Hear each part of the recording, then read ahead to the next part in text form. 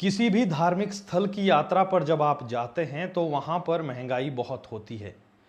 जहाँ पर तो पैदल चढ़ना पड़ता है, पैदल जाना पड़ता है, गाड़ियाँ नहीं जाती है, सिर्फ घोड़े खच्चर जाते हैं, वहाँ पर तो दाम कई जगह दोगुने तक हो जाते हैं। ऐसे में ना केवल सामान के दाम महंगे होते हैं जो वहाँ सामान मिलता है, या जिस धार्मिक स्थल पर आप जा रहे हैं वहाँ की मूर्तियाँ, वहाँ की तस्वीरें वो भी महंगी मिलती है, खाने पीने की चीज़ें भी महंगी मिलती है।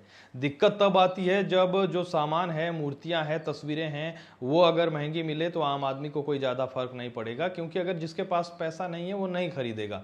लेकिन अगर खाने पीने की चीज़ें महंगी मिले तो वो तो खाना ही पड़ेगा जब भूख लगती है।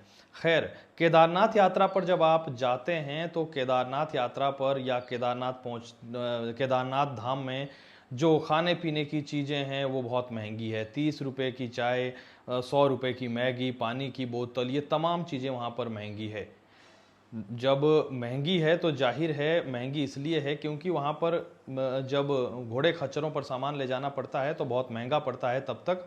और जो चीज़ 1000 रुपए की मैदानी क्षेत्र में है जब तक वहाँ पहुँचती है तो अगर वो 2000 की हो जाती है तो जाहिर है दाम दोगुने हो जाते हैं। तो हम यही सोचते हैं कि ठीक है, यहाँ पर पहुँचाने में भी दिक्कतें कितनी होती है। जहाँ हम पैदल खुद नहीं पहुँच पा रहे हैं वहाँ ये लोग सामान पहुँचा रहे हैं। लेकिन अभी हाल फिलहाल में मैं चूड़धार यात्रा पर गया तो हमें लगा कि चूड़धार में भी, क्योंकि आज से पहले 7-8 साल पहले मैं गया था, कितने का क्या सामान था ज़्यादा याद नहीं है। लेकिन इस बार जब हम गए तो हमें लगा कि वहाँ पर सामान जैसा केदारनाथ में मिलता है महंगा उसी हिसाब से मिलता होगा, क्योंकि 17-18 किलोमीटर की चढ़ाई चढ़ने के बाद जहाँ पर आपकी खुद की बिना हाथ में कुछ लिए सांसें फूल जाती है, और वहाँ पर ये लोग सामान पहुँचा रहे हैं तो बहुत महंगा मिलता होगा। जब हम वहाँ पहुँचे तो लंगर की व्यवस्था 6-7 बजे के बाद थी, हम पहुँच गए थे 3-4 बजे, भूख लगी थी।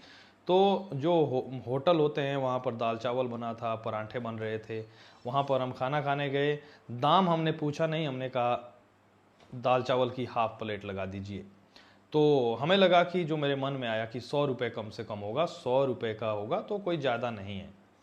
तो फिर हमने खाना खाया, हमने कहा कितने पैसे हुए, तो हैरानी हुई, हैरानी हुई कि 50 रुपये में दाल चावल की हाफ प्लेट। हमने कहा परांठा, बोले 40 रुपये का, और रोटियां भी चाहिए तो 60-70 रुपये में। जो दाम पाउंटा साहिब में है वो ही दाम वहाँ पर। मैं हैरान इतना हुआ कि मैंने कह दिया, मैंने कहा भाई साहब बहुत सस्ता नहीं दे रहे हो? तो उन्होंने कहा कि बस शिरगुल महाराज की कृपा है, हम तो सेवा कर रहे हैं। और नीचे से पहुंचाना पड़ता है वहाँ, बहुत कई लोग गए होंगे तो देखा होगा आपने कितनी दिक्कतें होती है, घोड़ा खच्चरों पर कितना महंगा पड़ता है।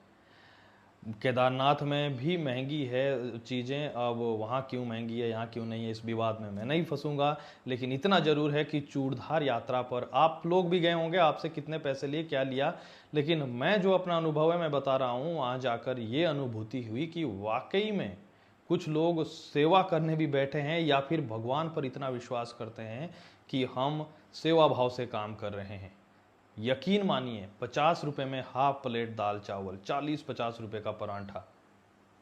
तो बहुत खुशी भी हुई, लेकिन कहीं ना कहीं लगा कि यार इन लोगों को नुकसान ना हो, ये लोग यहाँ पहुँचा रहे हैं तो ये तो अब वही जाने। लेकिन ये हमारे धर्म की, हमारे सनातन धर्म की पहचान है, यही हमारी, चाहे कोई भी धर्म है, गलत कोई सिखाता नहीं है, लेकिन ये ज़रूर है कि सेवा भाव ही सबसे बड़ा धर्म है। फिलहाल के लिए इतना ही। नमस्कार। अपने अनुभव आप चूड़धार के जरूर साझा करें।